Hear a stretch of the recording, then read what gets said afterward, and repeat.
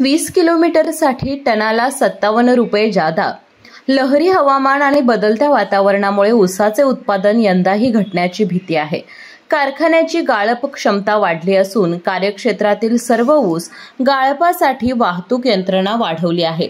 यंदा ऊसाचे गाळप अधिक व्हावे यासाठी बिद्री कारखाना 20 किलोमीटरसाठी वाहतूकदारांना प्रति टना 57 रुपये जादा देणार असल्याची घोषणा अध्यक्ष माजी आमदार के.पी. पाटील यांनी केली। बिद्री येथील दूधगंगा वेदगंगा सहकारी साखर कारखान्याच्या 68व्या वार्षिक सर्वसाधारण सभेत ते बोलत होते। आयत्या विषयांसह 8 विषयांना सभासदांनी मंजुरी दिली। अतिवृष्टीने नुकसान झालेल्या ऊसाचे पंचनामे करून आर्थिक मदत मिळावी असा ठराव मांडला, याला सर्वानुमते मंजुरी दिली। उपाध्यक्ष मनोज फराकटे, सर्व संचालक, व्यवस्थापकीय संचालक आर.डी. देसाई, कार्यकारी संचालक के.एस. चौगुले उपस्थित होते।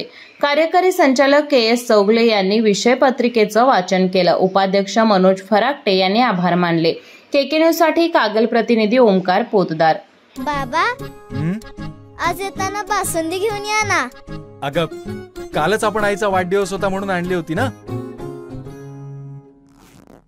ऐकलं, गोकुळची बासुंदी पुन्हा खावीशी वाटतेय। खरं सांगू, मलाही खावीशी वाटतेय। पुन्हा पुन्हा खावीशी वाटणारी गोकुळ बासुंदी।